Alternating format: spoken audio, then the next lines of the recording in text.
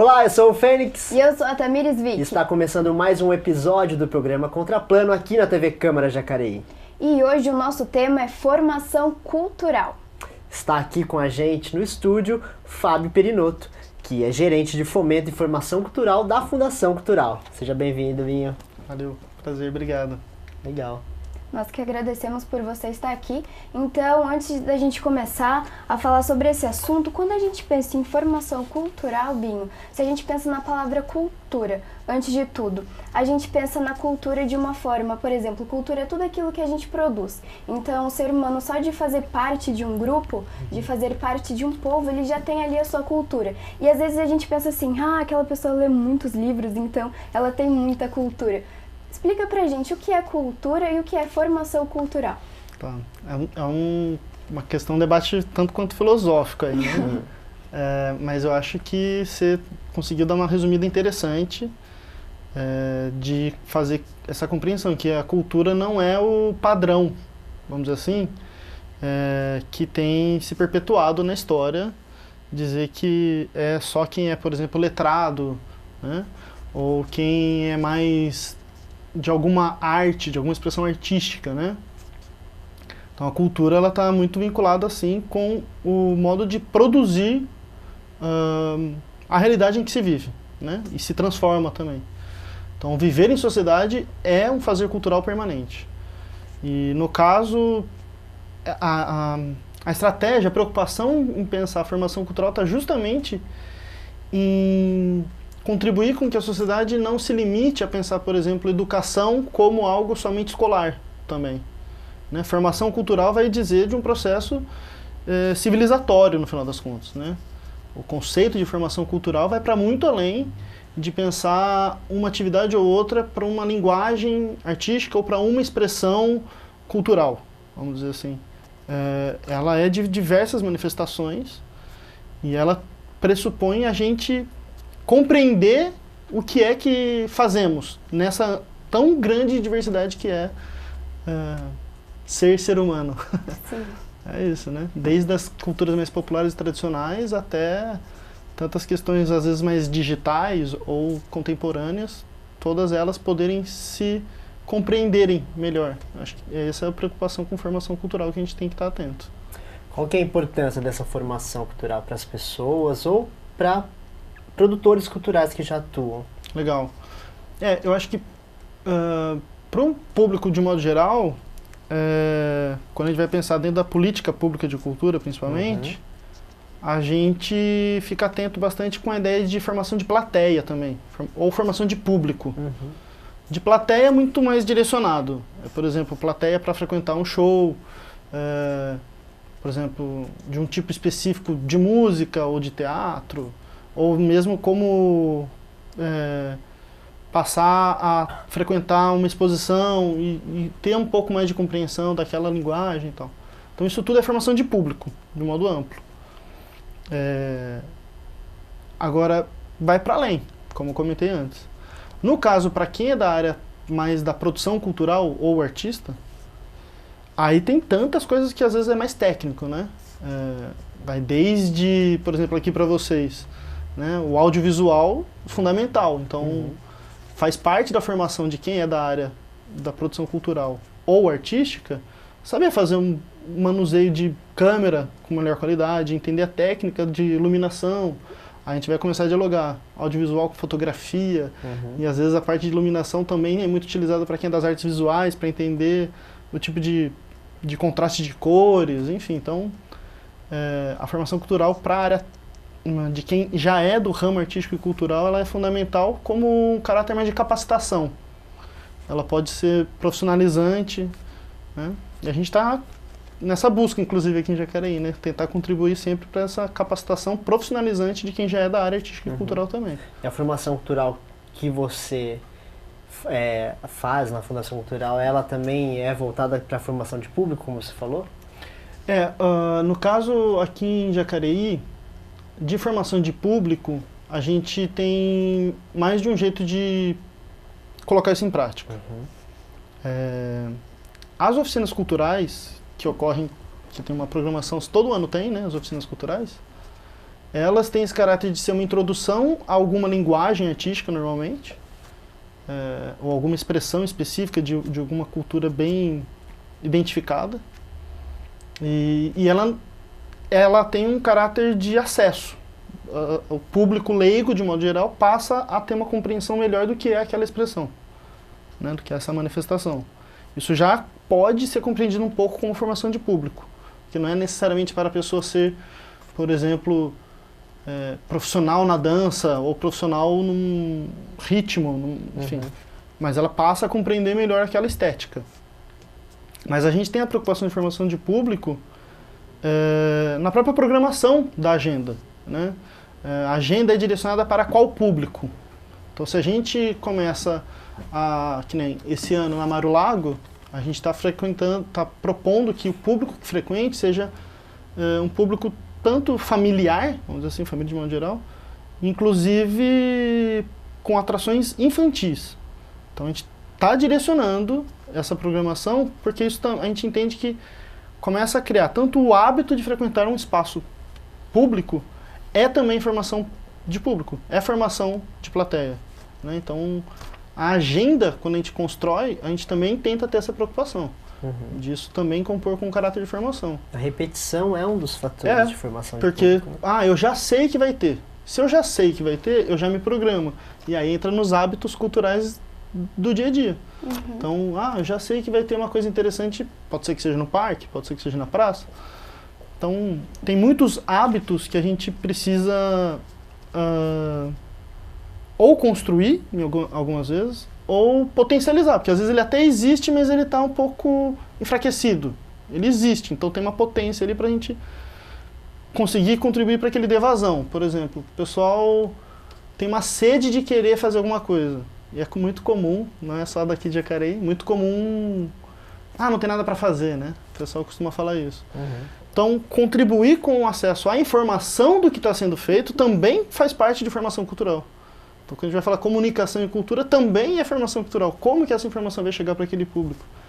Né? Então, a gente sempre tem essa preocupação, de modo geral. Lá na Fundação Cultural vai para além da minha gerência daí, mas essa atenção, um carinho pensando no público é frequente, tanto na área da comunicação, na diretoria de eventos, na diretoria de cultura e a própria diretoria de patrimônio, por exemplo, também.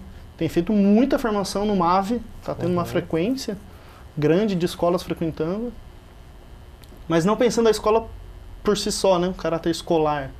É pensando por aquela faixa etária, né, o mais fácil de conseguir com que aquela faixa etária frequente um espaço de formação. Então, o museu não é uma escola propriamente dita, mas naquele momento passa a ser um espaço escolar no sentido de um espaço educativo rico. Então, todo espaço pode ser rico de formação cultural. Legal. E, por exemplo, quando a gente fala de formação cultural, então é mesmo um assunto bem amplo.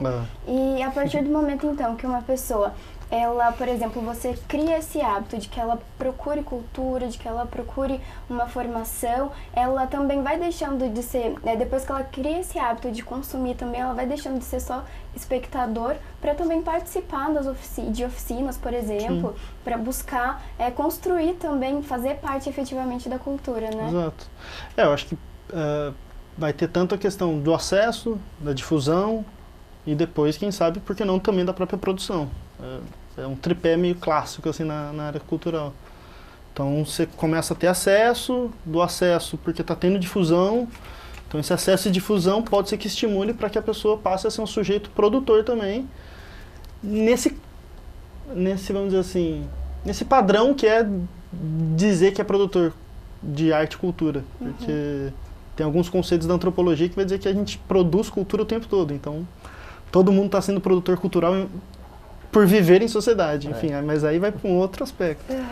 Mas com certeza, ter o acesso e ter a difusão garantidos contribui bastante para que a pessoa depois possa ser estimulada a ser um artista, por exemplo, né? Quando um artista ou um produtor ele adquire esses conhecimentos de formação cultural, de fomento, como ele se beneficia? Através de leis, ou ele entende o mecanismo? Eu acho que entra tanto o como fazer melhor uso do que ele produz, primeira questão, acho que isso é muito importante, porque fazer uma reflexão sobre como tem agido nos últimos tempos já é fundamental. Porque todo mundo, todos nós, a gente inevitavelmente às vezes aciona um botãozinho do automático para muita coisa que a gente faz no dia a dia. Não é diferente para um produtor cultural, para um fazedor de arte. Às vezes ele já tem um mecanismo, ele cria aquela linha e segue sem fazer uma reflexão necessariamente. Então promover isso já ajuda muito. Mas, sem dúvida, o trabalho que a gente tem ficado mais atento é contribuir para esse estímulo que vai direcionar para a economia da cultura também daí, no caso. Então, a gente aqui em Jacareí, a gente faz um trabalho de formação cultural para quem é mais amador ou para quem já tem um caráter mais profissional, de compreender quais são os caminhos de acesso a recursos, né? Então, a gente faz, vira e mexe, a gente faz alguns workshops, sempre que possível, também até em parceria, alguns com o governo estadual, outros com o governo federal. Recentemente a gente trouxe o Ministério da Cultura para fazer uma formação sobre um edital que é de culturas populares, ou seja, uma verba que o pessoal que é realmente popular, bem leigo, de uma escrita mais técnica para mandar um projeto, talvez não conseguiria, não seria nem estimulado de querer tentar.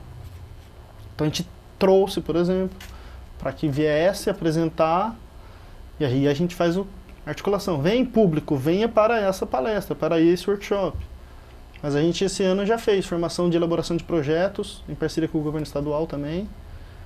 E às quartas-feiras que a gente faz também assessorias e consultorias para escrita de projetos. Ou revisão do que já está escrito, e vai dando as dicas de quais são as fontes de financiamento. Tem patrocínios, tem editais, tem financiamentos coletivos, né, crowdfunding. A gente vai dando algumas dicas para, dependendo do perfil, faz mais sentido ir para um caminho ou para outro.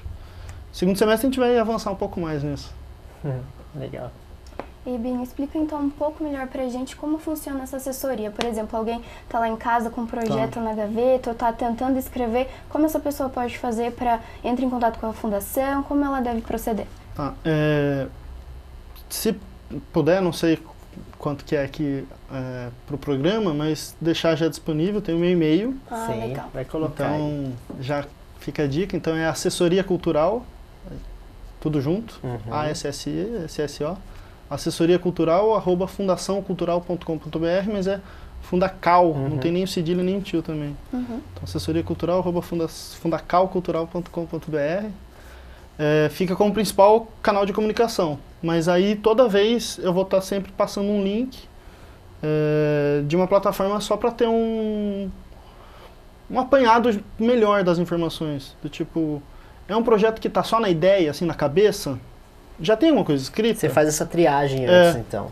Porque dá para ir nivelando como vai ser o tipo de... Para eu me preparar também. Sim. Não deixa de ser uma formação para mim.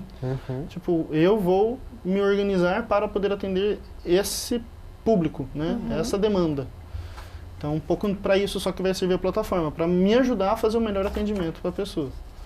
Mas a nossa ideia é que esses atendimentos de quarta-feira também no segundo semestre passem a ter uma outra qualificação, vamos dizer assim, que é assim, temos condições de ter acesso a tal recurso. Quem está interessado nesse recurso? Então, porque às vezes a gente fica nas ideias, as ideias são super bonitas, mas não faz ideia para onde direcionar. Então, por mais que a gente escreva projetos bacanas, num futuro imprevisto, muito incerto, pode ser que ele se viabilize na prática. E a gente quer tentar ficar um pouco mais pragmático nesse sentido. Então, tem recurso do governo federal, tem governo estadual, tem algum patrocínio de uma grande empresa, ou algum recurso da própria cidade, ou um fundo internacional. Então, a gente acha que vai ser mais vantajoso no segundo semestre fazer mais dessas formações direcionadas também nas quartas-feiras. Você dá todos os caminhos, então, para quem vai ali te procurar. Exatamente. Por isso que tem de tudo, desde gente que é mais amador, até gente que já consegue captar recursos em outros lugares. Mas é um projeto novo que está construindo ali. Sim. Então, como tem experiência de fazer parte de comissões de seleção de projetos, estadual, federal e de outras cidades, então esse olhar de quem é da comissão de seleção, para quem ainda vai mandar o projeto, já ajuda muito. Sim, sem dúvida. Então, é como se já desse um parecer, olha, esse projeto não está bem aqui, não está bem aqui, não está bem aqui, vamos fazer o melhor aqui e acolá? Inverte daqui para cá, olha só a diferença que dá. Então, a gente vai dando esses toques. Né? Bem claro e direto. O máximo possível. Pra gente finalizar aqui o bloco, uma última pergunta. Você que veio de São Paulo, né? Veio da capital.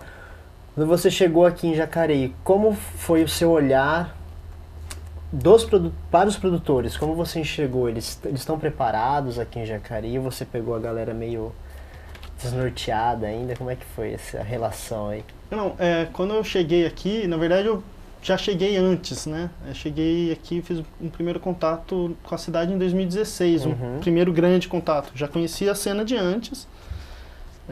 Tinham projetos aqui, por exemplo, que já estavam aprovados na rede de pontos de cultura, por exemplo, que é uma rede que eu já sou bem integrado, né? Faz parte da minha formação de política cultural, o Cultura Viva e Pontos de Cultura. Então aqui já tinha uma cena nessa área. Então já me dava um olhar de que, poxa, se tem um ponto de cultura, tem mais de uma pessoa aí que já tem conhecimento de fazer projetos. E logo que eu cheguei em 2016, eu fui compreendendo um pouco melhor da própria Lei de Incentivo à Cultura. E os anos de experiência da Lei de Incentivo à Cultura ajudou a contribuir muito para que os produtores culturais se capacitassem, formatassem melhor as ideias para o papel. Isso, sem dúvida, é um diferencial que a cidade tem. Uma lei de incentivo que tem um histórico, ajuda a amadurecer também os fazedores de cultura, os artistas, né? E já em 2017, e agora 2018, é muito nítido que tem uma experiência, que tem que ser bem valorizada, porque tem mais de um projeto que consegue PROAC, por exemplo, que é a principal linha de financiamento do governo estadual. Tem mais de um projeto que já conseguiu. Então tem um histórico positivo. Mas como toda cidade, tem gente que se embasa muito só na fonte da Fundação Cultural. Então eu sinto ainda esse desafio de fazer com que as pessoas ampliem um pouco melhor esse olhar. Tem gente que já tem essa outra atuação, esse outro patamar de relações, editais Funarte, Ministério da Cultura, Governo Estadual e outras fontes, como eu já comentei. Mas tem outros que dependem daqui, e que eu também entendo que faz todo sentido, porque às vezes é uma identificação de algo muito próprio da cidade. E a Fundação é importante dar um suporte. Mas tem outros que não. Eu acho que realmente para esses que a gente compreende no diagnóstico que daria condições de captar recursos por outras fontes, esse está sendo o grande desafio desse momento. Mas eu acho que tem uma cena bem rica aqui, sim, sem dúvida, e já qualificada. Muitos já são bem qualificados. Legal, isso aí. Tá certo, Fábio. A gente vai fazer uma breve pausa na nossa conversa e daqui a pouquinho a gente volta para falar um pouco mais sobre formação cultural. Até já!